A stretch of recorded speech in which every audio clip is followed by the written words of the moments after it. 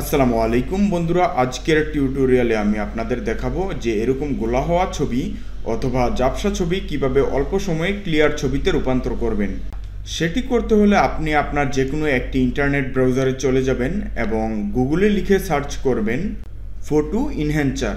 আপনারা চাইলে এখান থেকে যে কোনো ফটো ইনহ্যান্সার লিঙ্কটি ওপেন করে কাজ করতে পারেন। আমি যেহেতু কাটআউট প্রো এর সফটওয়্যার থেকে কাজ করব, সেক্ষেত্রে এটি ওপেন করে নিব। নেওয়ার পর আমি একটু নিচে খেয়াল করব যে আপলোড ইমেজ, এখানে আমার ঝাপসা ছবিটি অথবা নষ্ট হওয়ার যে ছবিটি রয়েছে সেটি আপলোড করে দিব। করে দেওয়ার পর কিছুক্ষণ এখানে লোডিং দেখাবে। লোডিং দেখানোর পর আমার সামনে এরকমভাবে একটি ডাউনলোড অপশন প্রদর্শিত হবে এবং আমার যে ক্লিয়ার ছবিটি হয়েছে সেই ক্লিয়ার ছবিটি এখানে প্রদর্শিত হবে। তারপর আমরা ডাউনলোড অপশনে ক্লিক করে ছবিটি ডাউনলোড করে নিব। তারপর ছবিটি ওপেন করে দেখব যে আমাদের ছবিটি অনেক সুন্দর এবং স্পষ্ট আকার ধারণ করেছে।